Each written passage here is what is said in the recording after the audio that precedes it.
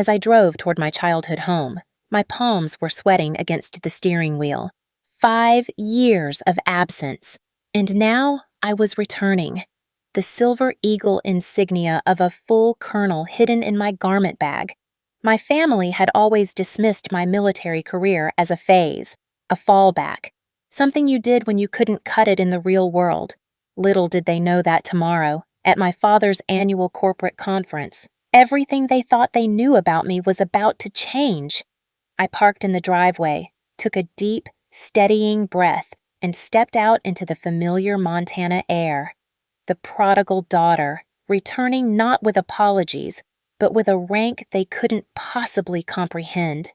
Before I get into the details of that day, that moment when the world shifted on its axis for my family, I want to introduce myself. My name is Natalie Williams. I'm 28 years old, and this is the story of how I finally, after a lifetime of being underestimated, got my family to see me for who I really am. If you've ever felt like the odd one out in your own family, like your choices were never quite good enough, then trust me, you're going to want to hear this. The moment I walked through the front door of my childhood home, I was struck by how little anything had changed. It was like stepping into a time capsule. The same faded family photos lined the hallway, me in my cheerleading uniform, my brother Gregory in his football gear, forced smiles at family Christmases. The same worn, comfortable furniture occupied the living room, and the same quiet, unspoken judgment seemed to hang in the air, a familiar scent like my mother's potpourri. My small-town Montana upbringing was preserved right down to the outdated floral curtains my mother, Diana, had always refused to replace. They have sentimental value. She'd always say, "Natalie, you made it." My mother called from the kitchen, not bothering to come out and greet me. Her voice carried the same subtle note of disappointment it always had when she was addressing me instead of my brother. I set my bag down, the weight of my dress uniform inside a tangible secret, and wandered through the house, trailing my fingers along familiar surfaces. This was the house my father, Albert, had bought when he was just a junior engineer at Pinnacle Defense Systems, the local aerospace and defense contractor that was the town's largest employer. He had worked there for over 30 years, climbing from a junior engineer to a senior executive through sheer dedication and relentless networking. Our entire family life revolved around his career, his success, and the long, impressive shadow it cast for my brother to follow. "Your brother will be here soon," my mother informed me as I entered the kitchen. She was stirring something in a pot, her back to me. "He just got promoted again. You know, senior project manager now." The pride in her voice was unmistakable, a warm, glowing tone she never used when discussing anything I did. "He's doing so well. That's great," I replied, the words feeling mechanical after years of practice. "I'll have to congratulate him." My mother continued to stir, chattering on about Gregory and his wife, Megan, their new house in the best neighborhood, and all the corporate accomplishments that made them the golden children of our family. Not once did she ask about my life, my work, or why I had come home after 5 years. It was as if my life only existed as a dull counterpoint to Gregory's shining success. I excused myself and headed upstairs to my old bedroom. Like everything else in the house, it remained frozen in time. Cheerleading trophies from high school, academic awards, and my college acceptance letters were still displayed on the walls and shelves. My parents had preserved everything from the version of me they had approved of, the version from before I made my great disappointing choice to join the ROTC program in college instead of pursuing a business degree. What they did not display were any acknowledgments of my military career. There were no photos of my commissioning ceremony, no shadow boxes of my achieved ranks, no newspaper clippings about my deployments or promotions. In their minds, I had wasted my potential the moment I chose a life of service over a corporate one. I sat on my childhood bed, running my hand over the familiar, faded quilt. I could still remember the night I told them about my ROTC scholarship. I had been so proud, so excited, The scholarship meant I could get a world-class education without burdening them with debt. It meant I could have a career with purpose, something that felt meaningful to me. My father had stared at me with such profound disappointment that I almost changed my mind right then and there. The military is for people without other options. Natalie, he had said, his voice cold and final. You're smarter than that. We have a plan for you, even then. They had been grooming Gregory to follow in my father's footsteps at Pinnacle. My brother, 2 years older than me, had eagerly embraced the plan, thriving on the favoritism and using every opportunity to remind me how much more successful he would be in the real world. I opened my suitcase and carefully removed the garment bag containing my dress uniform. Tomorrow, Pinnacle Defense Systems would be hosting their annual leadership conference, a major event for the company. My father had mentioned in a rare phone call that the CEO, a formidable woman named Shannon Murphy, would be visiting their branch to make a special announcement. What my family did not know was that I was now the military liaison for a new $1.2 billion defense contract between the U.S. Army and Pinnacle, a position I had earned through years of dedicated service, specialized training, and a level of expertise they couldn't begin to imagine. My finger traced over the Silver Eagle insignia of my colonel rank, a rank I had achieved faster than almost anyone in my division's history. At 28, I was one of the youngest full colonels in the modern Army, specializing in cybersecurity and defense systems, the very technology Pinnacle was being contracted to develop. I carefully hung up my uniform in the closet, making sure it was hidden behind some old clothes. For tonight, I would endure one more family dinner of casual dismissal and condescending advice. Tomorrow would be different. The doorbell rang, announcing Gregory's arrival. I took a deep breath, squared my shoulders as if I were heading into a briefing, and went downstairs to face my family. The dining room felt smaller than I remembered, constricted by the oversized personalities gathered around the table. My brother, Gregory, had arrived with his wife, Megan. Both were dressed in expensive business casual attire that screamed corporate success and understated wealth. My cousin, Tiffany, had also been invited, which was no surprise. She worked as a finance director at a prestigious bank in the city and was often held up as another example of what I should have aspired to be. Natalie.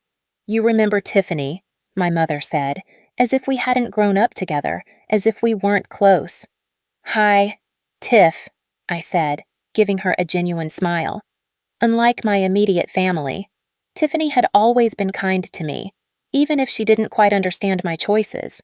She was the only one who had come to my commissioning ceremony. It's so good to see you. Nat, she replied, giving me a quick, warm hug.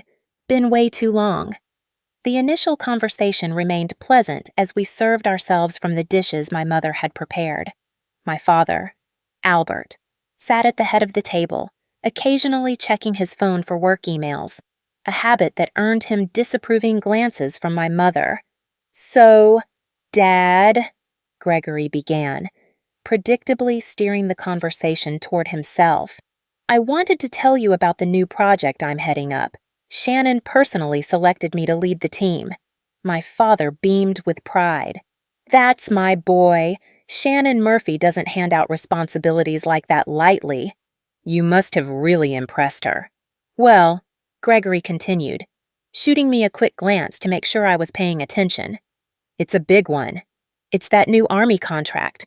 Shannon says my fresh perspective might help move things along faster. I bit my tongue, the irony so thick I could taste it. I knew that the project was the very contract I was now overseeing from the Pentagon. If only they knew how much authority I actually had over the success or failure of Gregory's new position. My mother, Diana, immediately jumped in, eager to showcase Gregory's achievement. Tell them about the staff you're managing now. Dear. Gregory puffed up his chest.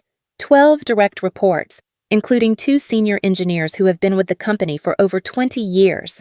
They weren't too happy about reporting to someone younger, but they got over it when they saw my results. That's wonderful, my mother cooed. Then she turned to me with a thin, tight smile. Natalie, how is your job, going? Are you still at the same rank? The dismissive way she said job rather than career was not lost on me, nor was the casual condescension. Things are going well, I replied simply, not willing to reveal my promotion just yet. Still a captain, or whatever my father asked vaguely, not even knowing the correct progression of military ranks. He knew every level of corporate management at Pinnacle by heart, but my career was a foreign country to him. Something like that. I answered, taking a bite of mashed potatoes to avoid elaborating. You know, my mother interjected, turning to Tiffany. Tiff just bought a beautiful new condo downtown, 3 bedrooms, with a gorgeous view of the mountains. Tiffany looked uncomfortable at being used as a comparison point again. It's really not that impressive. Aunt Diana, she said graciously. Just good timing in the market. Still, my mother continued, undeterred. It's nice to see young people establishing themselves properly, building equity, instead of moving around every few years. The dig at my military lifestyle was clear. I had lived in 4 different states and 2 countries in the last 8 years, something my mother considered unsettled and immature, a sign of failure to launch. Speaking of tomorrow, my father said, thankfully changing the subject, the CEO is coming to review our branch. It's a big deal. Shannon Murphy doesn't visit regional offices often. I have my presentation already, Gregory boasted. Shannon already emailed me personally to say she's looking forward to my innovation proposal. Is there anything special planned for the visit, I asked, feigning innocent curiosity. My father nodded. Full staff meeting, project reviews, and a special announcement about the new military contract. Some colonel is supposed to come as the Pentagon liaison, but I doubt they'll send someone that high-ranking for a regional visit. Probably just some major who will be impressed by our operation. I suppressed a smile.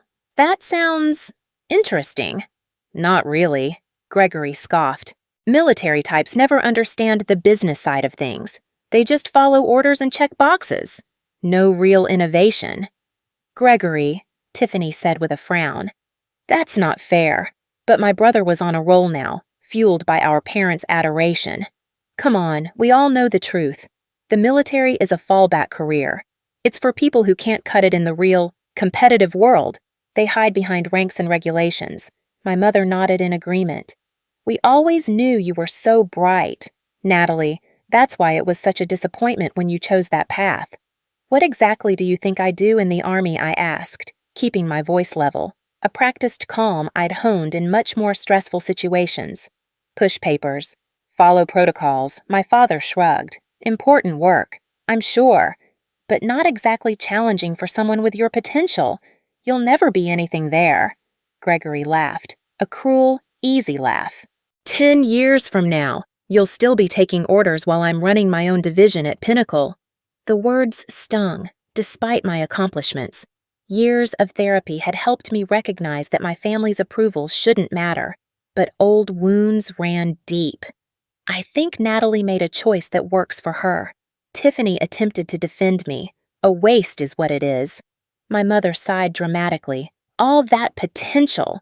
Remember how all your teachers said you could run a company someday?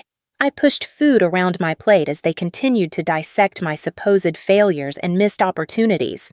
The conversation moved on to Gregory's upcoming vacation to Hawaii, Megan's promotion at her law firm, and Tiffany's investment portfolio. No one asked about my recent deployment, or the specialized training I had just completed, or the immense responsibility that now rested on my shoulders. As dessert was served, my father mentioned again how important tomorrow's meeting was for his own career. 30 years I've put into Pinnacle, he said. This new contract could be what finally gets me that vice president title. I nodded sympathetically, knowing that tomorrow would change everything, though not in the way he expected. Later that night, I retreated to my childhood bedroom, listening to the familiar sounds of the house settling. From down the hall, I could hear my parents still praising Gregory's achievements. He really is exceptional, my mother was saying. Shannon would be foolish not to see his potential for senior leadership. I closed my eyes, my fingers tracing the cold, sharp edges of the colonel insignia I had slipped out of my bag. Tomorrow couldn't come soon enough. Sleep evaded me that night. I stared at the glow-in-the-dark stars still stuck to my ceiling, relics from a childhood when my potential had been measured differently. Back then, before Gregory started working at Pinnacle, before my decision to join the ROTC, my parents had seen something in me, but that changed the moment I chose a path different from the one they had planned. I remembered sitting at that same dining table during my sophomore year of college, the ROTC brochure in my hand, explaining how the program would pay for my education and provide a career path I found meaningful, the military my father had asked, his face contorting as if I'd suggested becoming a street performer. That's for people who can't get real jobs. Natalie, it is a real job, I had countered. And it's what I want. My mother had exchanged worried glances with my father. But what about law school or business? You always said you wanted to work at Pinnacle someday. No, they had always said that. I had merely nodded along, trying to be the daughter they wanted. When I stood my ground, the subtle undermining began. My achievements in ROTC went unacknowledged. My commissioning as a second lieutenant was attended only by Tiffany, who drove 6 hours to be there when my parents suddenly had unavoidable work commitments. My father had Gregory's promotion to junior analyst at Pinnacle framed and hung in the living room, while my military portrait remained in a drawer upstairs. Yet, despite their dismissal, my career flourished. My aptitude for systems analysis and cybersecurity had been recognized early. By 23, I had been promoted to captain and assigned to a specialized unit developing defensive protocols against emerging cyber threats. By 26, I had reached major after leading a task force that identified and neutralized a sophisticated state-sponsored attack on our military infrastructure, saving countless classified documents and, potentially, lives. Captain Eleanor Grant, who was then my commanding officer, had been my first true mentor. She saw a potential in me that my family refused to acknowledge. Williams, she had said after a particularly grueling training exercise, you think differently than the others. You see patterns they miss. That's going to take you places. Under her guidance, I learned to trust my instincts and leverage my unique perspective. When a routine security audit revealed patterns others had dismissed as anomalies, Eleanor encouraged me to pursue it further. The investigation I led ultimately uncovered a coordinated, deeply embedded attempt to breach multiple defense systems. The successful operation I subsequently led earned me an early promotion to lieutenant colonel and put me on the Pentagon's radar. Eleanor, by then a brigadier general, had personally recommended me for the Pinnacle liaison position. They're developing next-generation security protocols, she had explained. We need someone who understands both the technical and strategic implications. Someone who can speak the language of both the military and the corporate world. That's you, Natalie. When she pinned the silver eagle of a full colonel onto my uniform just 3 weeks ago, the ceremony was attended by generals and Pentagon officials, but not my family. I hadn't even told them about the promotion. Years of dismissal had taught me to stop seeking their approval. Colonel Williams, General Eleanor had said afterward, her voice firm with pride. I hope you realize what an achievement this is. Youngest full colonel in the Cyber Command's history. I did realize it, but tomorrow would be the first time my family would understand what I had truly accomplished. The Pinnacle contract was massive, a $1.2 billion investment in developing advanced cybersecurity systems for military applications. As the liaison, I had final approval on all major decisions, technical specifications, budget allocations, even staffing for key roles. In the most literal sense, I would be overseeing my father's and my brother's work. The irony was almost too perfect. I got out of bed and removed my uniform from the garment bag. The midnight blue fabric was immaculate, the brass buttons gleaming even in the dim light of my childhood bedroom. I ran my fingers over the rows of ribbons and medals, each one representing missions, achievements, and sacrifices my family knew nothing about. The Silver Star, the Defense Meritorious Service Medal, the Joint Service Commendation Medal. To them, they were just colored trinkets. To me, they were a map of my life. The Silver Eagle insignia caught the light as I turned the uniform jacket in my hands. I remembered my father once saying, "Ranks don't mean anything in the real world." Natalie, out here, it's about what you can do, not what title they give you. He would learn tomorrow that in my world, this rank was earned by proving exactly what I could do, repeatedly, under pressure, and against overwhelming odds. I meticulously inspected every detail of my uniform, checking for loose threads, making sure the creases were sharp. The ritual calmed me, the familiar routine grounding me against the emotional turbulence of being home.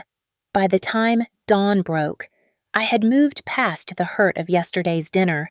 The uniform hung ready, my hair was precisely pinned according to regulation, and my resolve was firm. Today, Colonel Natalie Williams would report for duty, not the disappointing daughter they thought they knew.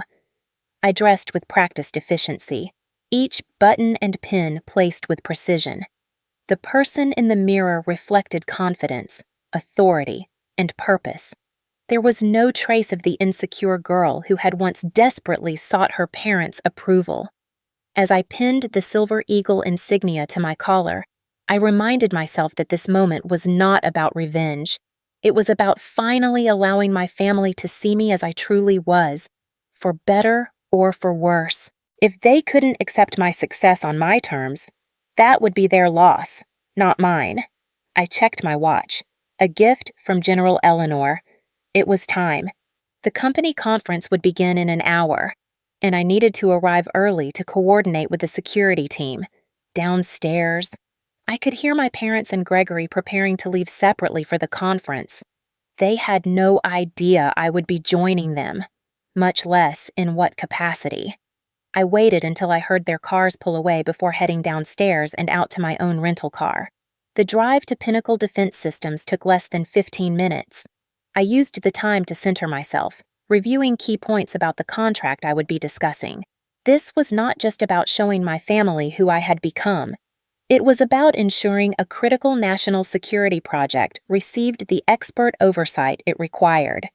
As I pulled into the reserved parking spot marked Military Liaison, I straightened my uniform one last time. The weight of responsibility settled comfortably on my shoulders, far more natural than the weight of my family's expectations had ever been. It was time to step into the role I had earned, regardless of who might be watching.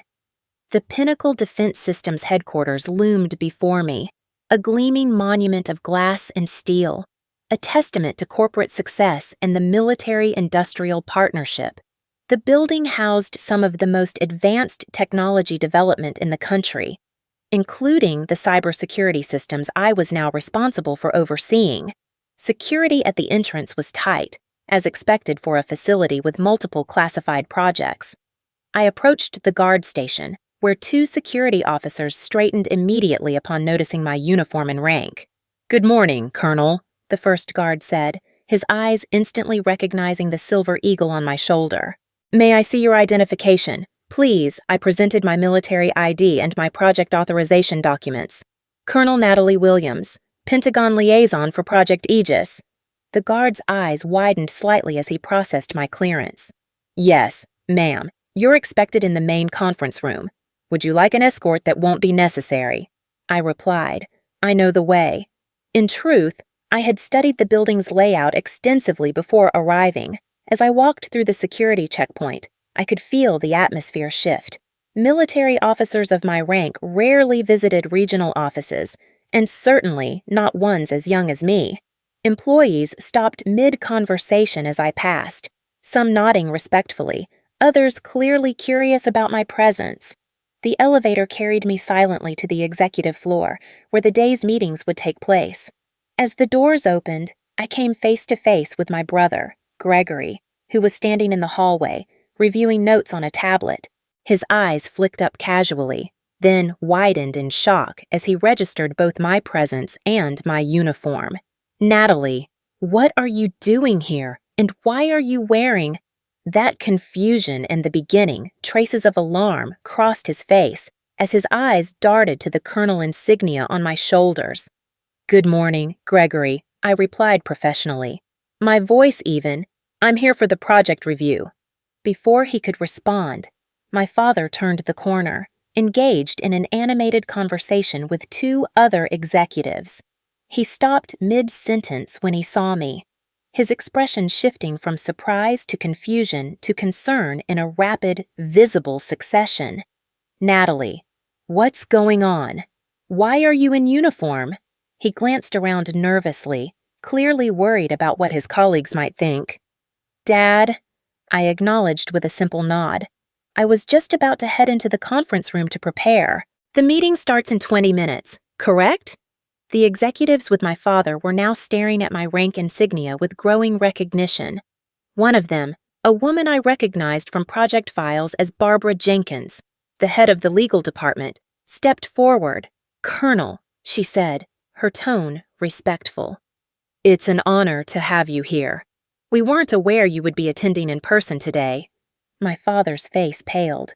Colonel Natalie, what is this about? I maintained my professional demeanor, aware of the growing audience in the hallway. I believe CEO Murphy will explain everything during the meeting. If you'll excuse me, as I walked toward the conference room, I could hear the whispered conversations erupting behind me. Years of military training had taught me to maintain composure under pressure, but I couldn't deny the small, quiet satisfaction I felt at their utter shock. The conference room was already being prepared by staff, who were setting up presentation materials and refreshments for the high-level meeting. A young woman arranging water pitchers nearly dropped one when she saw me enter. Oh, Colonel, we weren't told you would be here in person. Do you need anything special set up? Everything looks fine. Thank you, I replied, taking the seat at the head of the table that was reserved for the military liaison. Over the next 15 minutes, various executives and team leaders filtered into the room. Many introduced themselves to me with a deference that contrasted sharply with how my own family had treated me just the previous evening. Several mentioned being surprised to meet me in person, as they had expected a video conference call from the Pentagon. My father and brother entered the room together, both looking unsettled and deeply confused. They took seats far from me, occasionally shooting bewildered glances in my direction. I focused on reviewing my notes, refusing to give them the satisfaction of an explanation before the meeting officially began. At precisely 9:00 a.m., the door opened and the CEO, Shannon Murphy, entered, flanked by her executive team. Shannon was a formidable presence, a woman in her late 50s known for her direct, no-nonsense approach and her strategic brilliance. She had led Pinnacle to become one of the top defense contractors in the nation. The room fell silent as she scanned the attendees, her gaze sharp and assessing. Her eyes stopped when they reached me. A smile of recognition spread across her face as she changed her direction, heading straight for my position at the table. Colonel Williams, she said warmly, extending her hand. What an unexpected pleasure to have you here in person. I thought we were scheduled for a video conference. I stood and shook her hand firmly. I was in town visiting family and thought this would be a good opportunity to review the project's progress firsthand. Shannon nodded, her expression one of genuine appreciation. Excellent initiative. Your presence will certainly make today's discussions more productive. She turned to address the room, her voice carrying an easy authority. For those of you who may not be aware, this is Colonel Natalie Williams. She is our primary Pentagon liaison for Project Aegis. She will be overseeing the implementation of the new security protocols and has final approval authority for all technical specifications. From across the room, I could see my father's jaw literally drop. Gregory was staring at me as if he were seeing a ghost. Good morning, everyone? Shannon continued, giving me a respectful nod before taking her own seat. Let's begin. The meeting began with project updates from various team leaders. Each presenter addressed their comments to both Shannon and me, acknowledging my authority over the military aspects of the project. When technical questions arose about integration with existing defense systems, all eyes in the room turned to me for answers. I provided detailed analysis and clear directives, drawing on my years of specialized experience. With each comment I made, I could see my father and brother exchanging incredulous looks, their entire worldview visibly crumbling in real time. When it came time for Gregory to present his portion of the project, his normally confident, almost arrogant, voice wavered.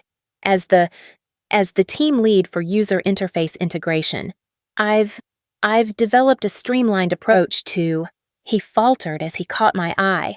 Please continue, Mr. Williams, I encouraged, my voice professional and even, as if he were any other presenter and not my brother who had laughed at my career choice just 12 hours earlier. Gregory stumbled through his presentation, clearly thrown off by my presence and my position. When he finished, I asked several pointed technical questions that exposed significant gaps in his team's planning, not out of malice, but because the project's security demanded thorough scrutiny. These are important considerations that need to be addressed before we can approve this phase of development. I concluded, please submit revised specifications by the end of the week for my review. My father watched this exchange with a stunned, almost pained expression. Witnessing his son being held professionally accountable by his daughter, the daughter he had dismissed for years as wasting her potential. As the meeting progressed, it became increasingly clear to everyone in the room that I possessed an expertise and an authority that commanded respect. My family was seeing, for the first time, what my colleagues and superiors in the military had recognized years ago. By the time Shannon closed the meeting 3 hours later, the power dynamics in my family had been irrevocably altered. Colonel Williams will remain on site through tomorrow to conduct security assessments and performance reviews. She announced, I expect everyone to provide her with whatever information and access she requires. This project is critical to our national security and to Pinnacle's future. As the room began to clear, Shannon approached me again. Colonel, I must say, your reputation is well deserved. General Grant speaks very highly of you, but seeing you in action today confirms everything I've heard. From the corner of my eye, I could see my father hovering nearby, clearly eager to speak with me, but uncertain how to approach. The moment of revelation had arrived, and there would be no going back. The conference room slowly emptied, leaving only my family and a few senior executives who were engaged in a quiet conversation with Shannon Murphy. My father hovered awkwardly at the edge of the group, his face a mask of bewilderment, visibly struggling to process what he had just witnessed. Gregory stood beside him, his earlier confidence completely gone, replaced by a dawning, uncomfortable realization. Shannon, unaware of the family drama she was in the middle of, gestured for me to join her small circle. Colonel Williams, let me introduce you properly to our senior team. Some of them you may already know from project documentation, but it's always better to connect in person. I nodded professionally and joined her. She placed a hand lightly on my shoulder, a gesture of collegial respect that would have been unthinkable between a CEO and a junior team member. Everyone, this is Colonel Natalie Williams, the Pentagon's primary liaison for Project Aegis. Colonel Williams has been instrumental in developing the security frameworks that will form the backbone of our new system. The Senior Vice President of Engineering, a man named Thomas Bailey, extended his hand. Colonel, your reputation precedes you. Your paper on adaptive countermeasures against quantum computing threats was revolutionary. We've implemented several of your recommendations already in our preliminary designs. Thank you, Mr. Bailey, I replied, acutely aware of my father and brother watching this exchange with open-mouthed disbelief. I appreciate the practical application of theoretical work. Shannon continued the introductions, moving around the small group, until she reached my father. And of course, you must know Albert Williams, our Director of Regional Operations. Albert has been with Pinnacle for nearly 3 decades. An awkward silence fell as everyone registered our shared last name. Shannon looked between us, realization slowly dawning on her face. Williams, are you two related? Before I could answer diplomatically, my father stepped forward. She's my daughter, he said, his voice a complex mixture of confusion and a new emotion I had never heard from him before. Was it pride? Your daughter. Shannon looked genuinely surprised. Albert, You never mentioned your daughter was Colonel Williams, the Colonel Williams who has been personally overseeing our biggest military contract for the last 6 months. My father struggled to find words. I didn't.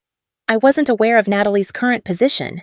Shannon turned to me, a questioning look in her eyes. I maintained my professional demeanor, despite the intensely personal undercurrents.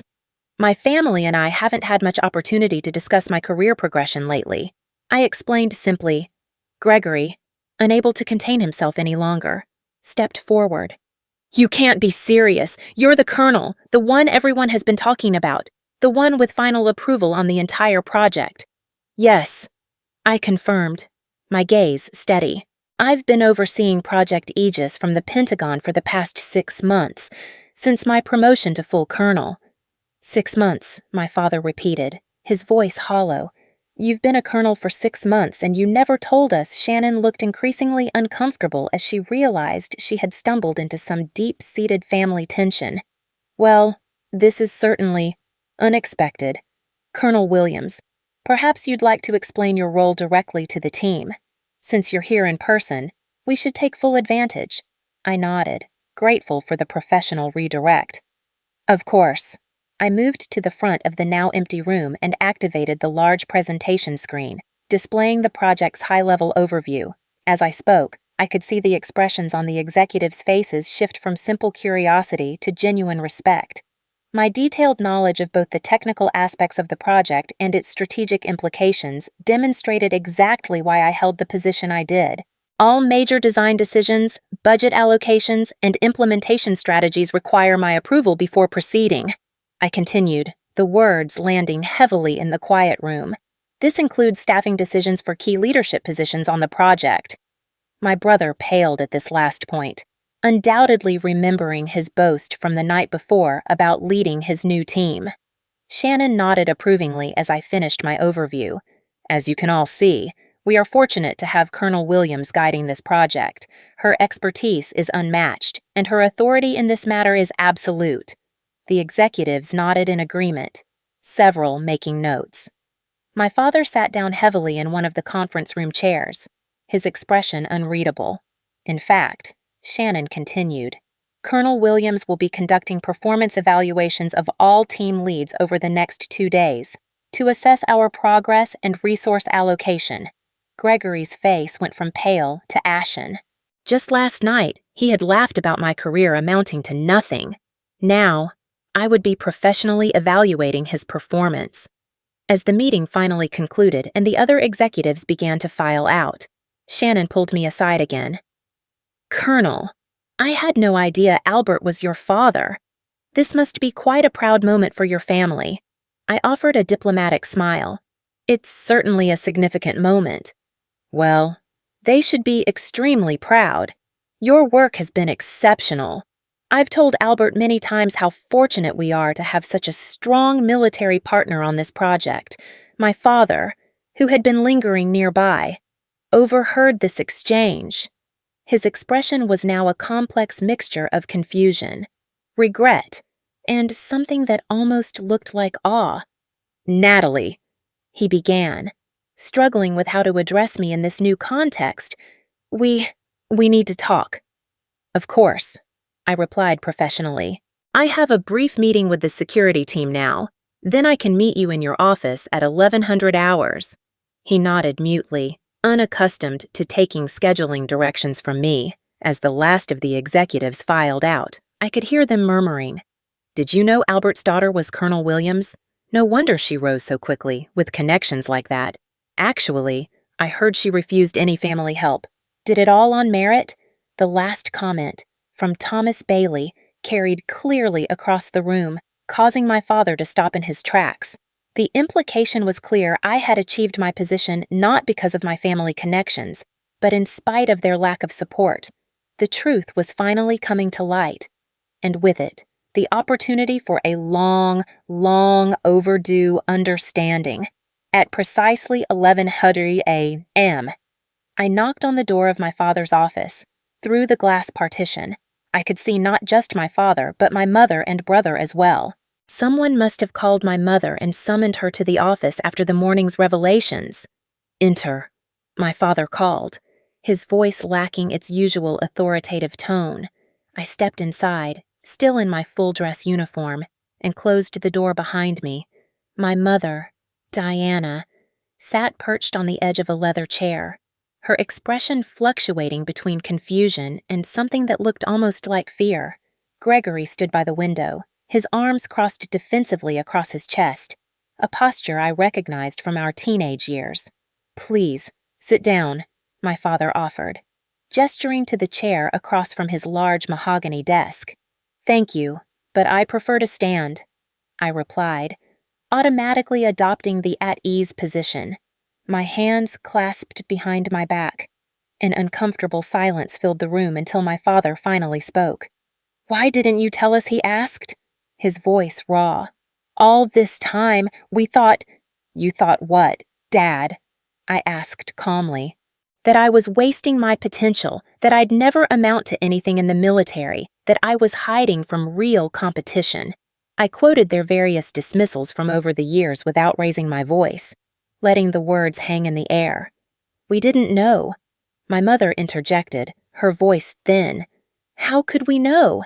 If you never told us I sent you invitations to every promotion ceremony," I replied evenly.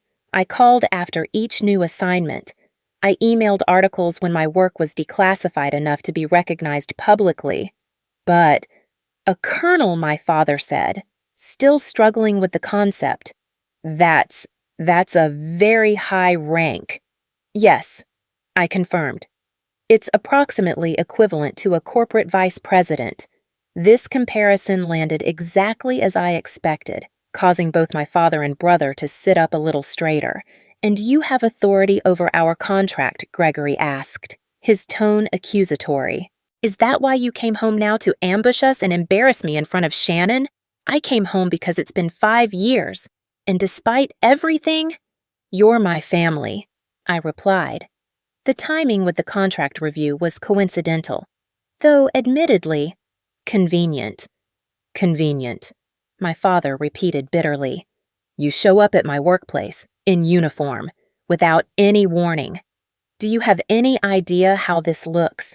People will think I used nepotism to get my daughter assigned to our most important project." I had to laugh at that. A short, humorless sound. "Dad, I have spent my entire career avoiding any association with your company, precisely to prevent that perception. General Grant assigned me to this project because of my proven expertise in adaptive cybersecurity and my track record with similar implementations." "General Grant," my mother asked. "My mentor and commanding officer." I explained. "She has been what you could have been all these years. Supportive, challenging when necessary. Proud of my accomplishments." The words hit home, and I saw my mother flinch. "So this was all about showing us up," Gregory demanded, "making us look foolish for not believing in your military career." "No," I said firmly. "This was about doing my job. The job I have trained for, sacrificed for, and excelled at. The fact that you never took it seriously is not my responsibility." My father stood up, anger finally breaking through his shock. "You could have warned us. You deliberately let us go on believing you were still some junior officer pushing papers somewhere." "Would it have mattered?" I asked quietly. "When have any of you ever shown genuine interest in my actual career last night at dinner? Not one of you asked me a single substantial question about my work or my life. It was all about Gregory's promotion and Tiffany's new condo." The undeniable truth of this statement hung in the air between us. "We always wanted what was best for you," my mother said weakly. "No," I corrected her gently. "You wanted what you thought was best for me. You wanted me to follow the path that you understood and valued. When I chose differently, you decided my choice was invalid, rather than considering that I might know what was right for my own life." My father sank back into his chair, the anger deflating out of him. "Your brother followed the plan.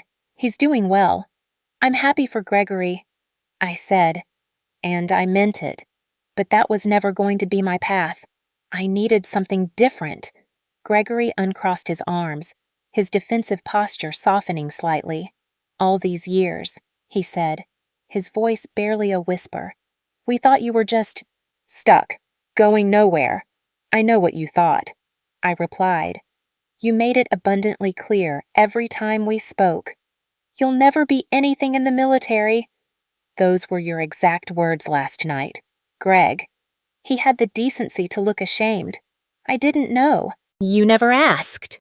I pointed out. "None of you did." My mother stood up suddenly, her expression shifting. "Well, now we know. And of course, we're very proud indeed. I always told your father that the military was a respectable career. The revisionist history was so typical that I almost smiled. Mom, please don't do that.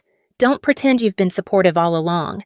It diminishes any chance we have of an honest reconciliation." Her mouth opened and closed, unaccustomed to being directly contradicted. "Natalie," my father said, using my name instead of my rank for the first time since the meeting. "What do you want from us now? An apology, public recognition." "What I want, what I've always wanted." I replied simply, "Respect for my choices. An acknowledgement that my path, while different from what you planned, has value and meaning. That's all I've ever asked for." The room fell silent again as they absorbed my words. Finally, my father stood and approached me. For a moment, I thought he might try to hug me, but he stopped and extended his hand formally instead. "Colonel Williams," he said, his voice thick with emotion. I owe you an apology, a significant one. I failed to recognize your achievements, and I dismissed your career out of my own ignorance and prejudice. I was wrong." The formality of his approach was so characteristic of him, yet the admission was entirely new. I accepted his handshake. "Thank you. Dad, I still don't understand everything about what you do," he continued, "but I would like to learn. If you're willing to teach me." It was more than I had ever expected, and I felt something tight inside my chest begin to loosen. I'd like that. My mother approached next, less comfortable with direct apologies. "We should have come to your ceremonies," she said instead. I would have liked to see you recognized." It was as close to an apology as she could manage at that moment, and I accepted it with a nod. Gregory remained by the window, clearly struggling internally. Finally, he spoke. "So, you outrank me. By a lot. This isn't a competition." "Greg," I said, "it always has been." "Though," he replied with surprising insight, "Mom and Dad set us up that way from the beginning. I just had the advantage of following the path they already approved of. It was the most honest thing my brother had said to me in years. We chose different paths. Both have value." He nodded slowly. "For what it's worth, what I saw in that meeting today, I could never do what you do. The technical knowledge alone, not to mention the leadership presence. It was impressive. Genuinely impressive. Coming from Gregory, this was the equivalent of a full, prostrating apology. I felt the last of my defensive walls begin to lower. "Thank you." My father cleared his throat. "Shannon wants to have dinner tonight. With all of us. Now that she knows we're family, she's quite impressed with you. Natalie." "I know," I said simply, allowing myself a small, real smile. "Of course you know," my father replied, shaking his head with what looked like newfound respect. "You probably know more about this company's operations than I do at this point." "Only the classified parts," I said, and was rewarded with a genuine laugh from him. Perhaps the first we had shared in years. The tension in the room had transformed into something different, something tentative but hopeful. There were years of dismissal and hurt to work through, but for the first time, I felt that my family was seeing me, truly seeing me. "I have another meeting to get to," I said, glancing at my watch, "but I would be happy to join you all for dinner with Shannon tonight." As I turned to leave, my mother called out, "Natalie, we..." She struggled to find the words. "I know, Mom," I said gently, one step at a time. I closed the door behind me, leaving my family to process the new reality. Their daughter, their sister, was not a failure after all. She was Colonel Natalie Williams, and she had earned every inch of the respect she now commanded. 6 months later, I hosted my family for dinner at my Washington, D.C. apartment. The spacious 2-bedroom condo overlooking the Potomac was a far cry from my childhood home in Montana, but it had become my sanctuary. The changes in our family dynamic were still a work in progress, but the progress was undeniable. My father, Albert, arrived first, carrying a framed news article about the successful implementation of Project Aegis and my pivotal role in it. He'd had it professionally mounted and had been proudly displaying a copy in his own office. "I thought you might want one for your wall as well," he said, somewhat shyly. The article featured a photo of me in uniform, standing alongside General Eleanor and Shannon Murphy at the project's official launch. "Thank you, Dad. That's very thoughtful," I replied, genuinely touched by the gesture. 6 months ago, he would have considered such a military recognition irrelevant. My mother, Diana, arrived with a homemade apple pie, my childhood favorite. Her attempts at connecting were still occasionally awkward, but they were sincere. She had stopped making constant comparisons between me and Gregory or Tiffany. Instead, she asked genuine questions about my work at least, the unclassified parts she was allowed to know. "Your apartment is lovely, Natalie," she commented, looking around at the minimalist but elegant decor. "So neat and organized. Military precision," I joked, and she actually laughed, instead of using it as an opportunity to criticize my career choice. Gregory and Megan arrived last, bringing an expensive bottle of wine. The most surprising transformation had been in my brother. After the initial shock wore off, he had approached me with a genuine curiosity about my work and career. "So," he began. "As we sat in the living room before dinner, I implemented those security protocols you suggested last month. The team thought I was a genius for coming up with them." I raised an eyebrow. "Did you give credit where it was due?" He grinned sheepishly. "Eventually, after I enjoyed the praise for about 5 minutes. But seriously, the implementation has been smooth. The client is impressed." "Good work," I said sincerely. "Your team executes well." This simple, professional acknowledgement meant more to him now than any familial platitude ever had. He had started to see me as a colleague worthy of respect, not just his little sister. The doorbell rang, and I excused myself to answer it. General Eleanor Grant stood in the hallway, her uniform as impeccable as always, though she was off duty. "Colonel Williams." She greeted me with a warm smile. "General," I returned the greeting. "Thank you for joining us tonight." I had invited Eleanor to dinner partly because she was in town for meetings, but also because I wanted my family to meet the woman who had believed in me when they had not. "Everyone," I announced as we returned to the living room. "This is Brigadier General Eleanor Grant, my commanding officer and mentor. Eleanor, this is my family." My father stood immediately, extending his hand with the same respect he would show any high-ranking corporate executive. "General Grant, it is an honor.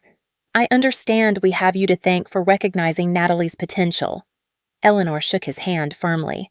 "The potential was always there, Mr. Williams. I simply provided the opportunities for it to flourish." As we moved to the dining table, the conversation flowed more naturally than any family gathering I could remember. Eleanor shared stories about military life that helped my parents understand the world I inhabited, carefully avoiding any classified details.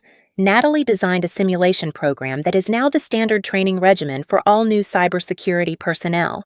She told them over the main course. Her approach reduced successful breach attempts in training scenarios by over 60%. I watched my parents absorb this information, saw them truly hearing about my accomplishments, perhaps for the very first time. "We didn't know," my mother said quietly. "All these years, we didn't know what you were really doing." "You never asked," I replied, but without the bitterness that would have colored those words 6 months ago. "But now you do, and that's what matters." After dinner, Gregory helped me clear the dishes while our parents continued talking with Eleanor. "You know," he said quietly, I spent years thinking I was ahead of you in the game of life, getting the promotions, climbing the corporate ladder, making the right connections. But you were playing an entirely different game, at a much, much higher level. It was never a competition. Greg. I reminded him. I know that now. He acknowledged. And I'm sorry for making it one. These moments of genuine connection would have seemed impossible during that painful family dinner just 6 months ago. The healing wasn't complete, perhaps it would never be fully complete, but the progress was real. Later, as we enjoyed coffee and my mother's apple pie, my father raised his glass in a toast. To Colonel Natalie Williams, he said, his voice carrying an unmistakable note of pride, who proved that following your own path can lead to extraordinary places. We may have been slow to see it, but we couldn't be prouder now.